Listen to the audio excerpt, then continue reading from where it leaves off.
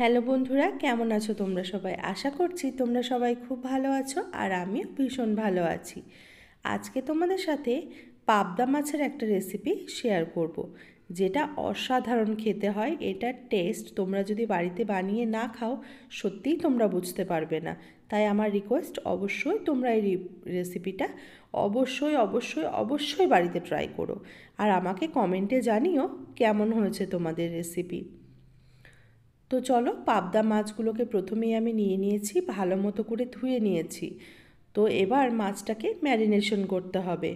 ম্যারিনেশনের জন্য প্রথমে দিয়ে দেব লবণ, তারপরে দিয়ে দেব হাফ চামচ মতো হলুদ, আর দিয়ে দেব কিছুটা পরিমাণে সর্ষের তেল। এই মাছে যেহেতু আঁশ থাকে না, তাই মাছটা তেলে দিলে খুব ফাটে, তাই তেলটা দিলে একটু কম ফাটে এই আর কি।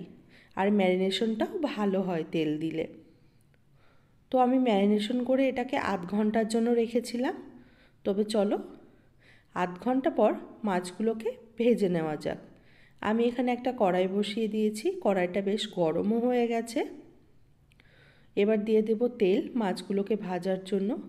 বেশ কিছুটা তেল আমি এখানে দিয়ে দিয়েছি। এবার চলো মাছগুলোকে দিয়ে দিই। খুব সাবধানে পাবদা মাছ ভাজতে হয়, আগেই বলেছি, যেহেতু এই মাছের আঁশ থাকে না, তাই তেলে দিলে খুব ফাটে।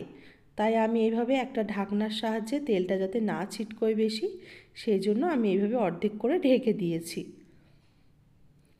তো চলো, এই মাছটা খুব বেশি ডিপ ফ্রাই আমি করব না। খুব ডিপ ফ্রাই হয়ে গেলে মাছের টেস্টটা ঠিকমতো পাওয়া যায় না। তো আমি ঠিক এইভাবে ভেজে নেব। তোমরা দেখতেই পাচ্ছ আমার একদিক ভাজা হয়ে গেছে, তার জন্য আমি অন্য দিকটা ভেজে নিচ্ছি। তো আমার মাছটা ভাজা হয়ে গেছে, আমি এবার এই মাছগুলো তুলে নেব একটা প্লেটে। আর আমি ঠিক এইভাবে বাকি যে মাছগুলো আছে সেগুলো আমি ভেজে নেব। দেখো আমার মাছ ভাজা কমপ্লিট। এবার ওই মাছ ভাজার তেলেই আমি দিয়ে দেব কালো জিরে ফোড়ন। এই যে কালো জিরে ফোড়নটা দিয়ে দিলাম। এবার আমি একটা পেস্ট রেডি করেছিলাম, যেখানে ছিল মাঝারি সাইজের একটা টমেটো, 4টে কাঁচা লঙ্কা আর একটা পেঁয়াজ। তো আমি এই পেস্টটাকে তেলের মধ্যে দিয়ে দিলাম।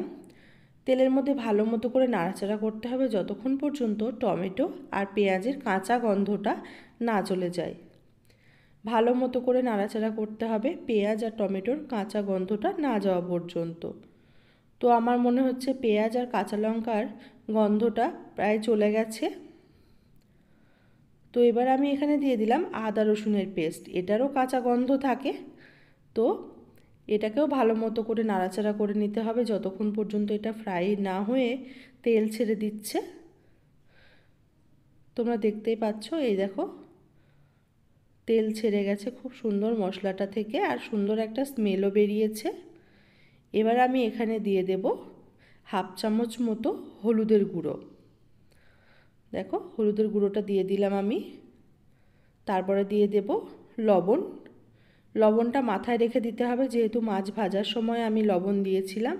তারপর দিয়ে দেব সামান্য পরিমাণে চিনি, ওই হাফ চামচ, চা চামচের হাফ চামচ মতো হবে। চিনিটা দিলে কালারটাও ভালো হয় আর টেস্টটা খুব সুন্দর ব্যালেন্সড হয়। এবার আমি পোস্ত বেটে রেখেছিলাম, পোস্তটা বেটে সেই পাটি ধোয়া জলটাও আমি দিয়ে দিলাম ওখানে। এটাকেও ভালো মতো করে নাড়াচাড়া করে নিতে হবে, মশলাটা কষে নিতে হবে। পোস্তটা দেখো খুব সুন্দরভাবে কষে নিচ্ছি আমি। এবার খুব সুন্দর চারিদিকে তেল ছেড়ে দিয়েছে এই মশলাটা থেকে। এবার আমি যেটা দেব, আমি 2 চামচ মতো কাসুন্দি নিয়েছি। কাসুন্দিটা দিলে এই মাছের টেস্টটা পুরো অন্য রকম হয় আর অসাধারণ খেতে হয়। তোমরা অবশ্যই রেসিপিটা বাড়িতে ট্রাই করে জানিও আমাকে কেমন হয়েছে। আর এখনও যারা তোমরা ভিডিওটায় লাইক করোনি, প্লিজ একটা লাইক করে দিও। তো কাসুন্দিটা দিয়ে, ওটারও বাটি ধোয়া জলটা দিয়ে আমি ভালো মতো করে মশলাটা কষে নেব। তোমরা দেখতেই পাচ্ছ আমার মশলাটা কষা হয়ে এসেছে, তেলও ছেড়ে দিয়েছে। এবার আমি দিয়ে দেব জল। এই রেসিপিটায় খুব বেশি পরিমাণে জল লাগে না। এখানে আমি জল অ্যাড করে দিয়ে মশলাটাকে মিলিয়ে নিচ্ছি। এবার এই ঝোলটাকে আমি ফোটার জন্য একটু টাইম দেব। দেখো ঝোলটা ফুটে এসেছে খুব সুন্দরভাবে টকবক করে ফুটছে ঝোলটা। এবার আমাকে এই ফুটন্ত ঝোলের মধ্যে মাছগুলোকে দিয়ে দিতে হবে। আমি একে একে মাছগুলোকে দিয়ে দিচ্ছি, তোমরা দেখতেই পাচ্ছ।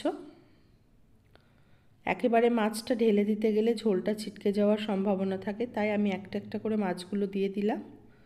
খুন্তি দিয়ে ভালো মতো করে ঝোলের মধ্যে মাছগুলোকে ডুবিয়ে দিলাম।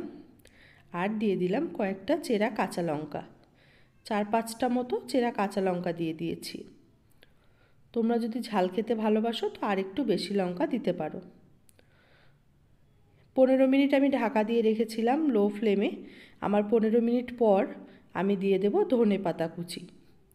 আর ধনেপাতা কুচিটা দেওয়ার পর আমি গ্যাসের ফ্লেমটা নিভিয়ে দেব, কারণ আমার মাছ রান্নাটা হয়ে গেছে।